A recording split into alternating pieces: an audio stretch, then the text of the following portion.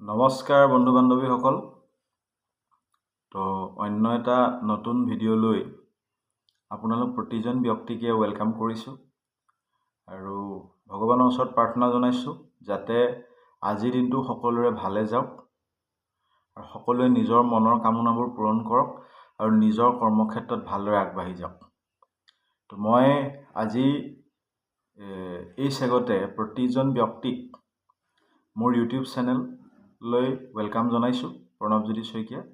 যিসকল ব্যক্তিয়ে নতুনকৈ আহিছে তো কাইণ্ডলি যদি বিচাৰে প্ৰতিজন ব্যক্তিয়ে চেনেলটো ছাবস্ক্ৰাইব কৰি ল'ব আৰু ছাইডত থকা বেল আইকনটো প্ৰেছ কৰি ল'ব।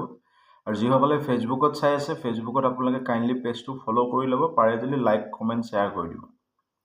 তো এইটো এটা খুব সৰু ইনফৰমেশ্যন দিয়াৰ এটা চেনেল আৰু ইয়াৰ পৰা কিছু ইনফৰমেশ্যন পাব আৰু ইনফৰমেশ্যনৰ জৰিয়তে আপোনালোকে নিজৰ জীৱনত আগবাঢ়ি যাবৰ কাৰণে সুবিধা পাব। তো এই ভিডিঅ'টো মই বনোৱাৰ এটা বিশেষ কাৰণ আছে। আজি প্ৰায় মোটামুটি 1-2 মাহমানৰ পৰা এটা খুব ব্যতিক্ৰমী কাম চলি আছে, যিহেতুকে আজি সমগ্ৰ বিশ্বতে অনলাইন ট্ৰানজেকশ্যন, প্ৰতিটো ক্ষেত্ৰতে অনলাইন ট্ৰানজেকশ্যন হ'বলৈ সুবিধা হৈছে আৰু আজিৰ ডেটত অনলাইন ট্ৰানজেকশ্যনক যোনে আঁকোৱালি লোৱা নাই তো তেওঁলোকৰহে বিপদ আহিছে।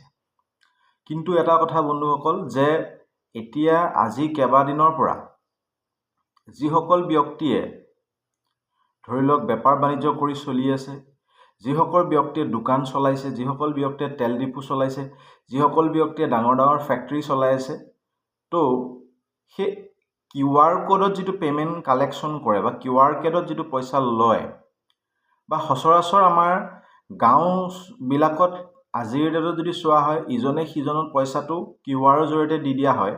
তো QR জৰিয়তে সিজনে ৰিচিভ কৰে, তেওঁৰ পৰা হয়তো কেছটো লৈ লয়।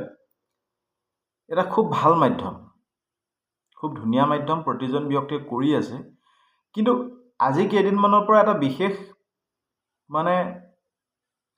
হৈ আছে কাৰণ যে যিসকল ব্যক্তিয়ে কাৰোবাৰ পৰা পে'মেণ্ট কালেকশ্যন কৰিছে লৈছে, তো কিছুমান ব্যক্তিৰ একাউণ্টবোৰ চাইবাৰ হোল লাগি গৈছে আৰু সেই চাইবাৰ হোলটোক যেতিয়া লাগি গৈছে সেই দিয়াজনৰ একাউণ্টটোত লগাকৈ নাই, যোনজনে পে'মেণ্টটো ৰিচিভ কৰিছে তেওঁৰ একাউণ্টটোত চাৰ্ভাৰ হোলটো লাগি গৈছে।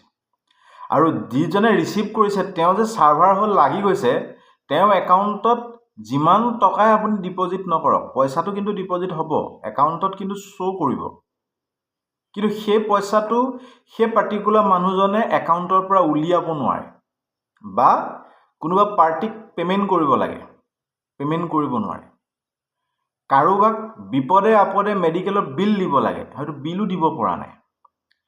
এই যিটো বস্তু চাইবাৰ চেল বা চাইবাৰ ক্ৰাইম যেতিয়া একাউণ্টটো হোল্ড কৰি দিয়ে, হোল্ড কৰি দিয়াৰ লগে লগে সেই বেংক একাউণ্টৰ ব্যক্তিজনে গৈ যেতিয়া বেংকত ইয়াৰ কথাটোৰ সম্পৰ্কে ডিছকাশ্যন কৰে, বেংক কৰ্তৃপক্ষই কয় এই ক্ষেত্ৰত আমি আপোনাক একো সহায় কৰিব নোৱাৰিম বুলি তেওঁলোকে কয়।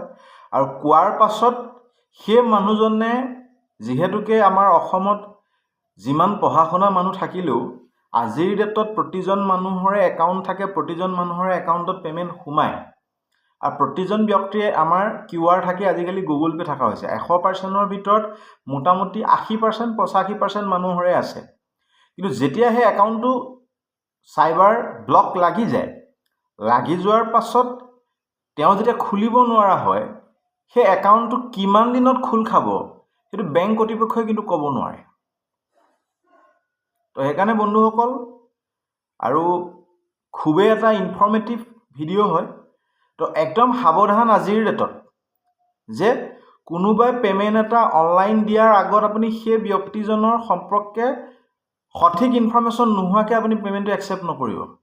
কাৰণ কিবা হয়, কাইলৈ যদি আপোনাৰ একাউণ্টটোত চাইবাৰ ব্লক লাগি যায়, আপোনাৰ ৰানিং হৈ থকা বিজনেছটো যদি ক্ষতিগ্ৰস্ত হয়, আপুনি যদি ৰেগুলাৰ কাম কৰি ৰেগুলাৰ পে'মেণ্ট দিয়া মানুহ হয়, আপোনাৰো বিপদ হোৱাৰ সম্ভাৱনা আছে। তো সেইকাৰণে পৰাপক্ষত মই এইটো ক'বলৈ বিচৰা নাই যে আপুনি অনলাইনত পইচা নল'ব বা অনলাইন ট্ৰানজেকশ্যন নকৰিব। অনলাইন ট্ৰানজেকশ্যন কৰক, কিন্তু অনলাইন ট্ৰানজেকশ্যন কৰাৰ আগত অকণমান চিন্তা চৰ্চা কৰি লওক। কাৰণ চাইবাৰ যিটো ব্লক, সেই ব্লকটো এই ক্ষেত্ৰত মই নিজে ভুক্তভোগী। মোৰ এগৰাকী বাইদেউৰ এই চাইবাৰ ব্লক লাগিছে, মোৰ ঘৰৰ ওচৰত দুগৰাকী বাইদেউৰ লাগিছে চাইবাৰ ব্লক, আৰু লগতে এজন খুৰাৰো চাইবাৰ ব্লক লাগিছে।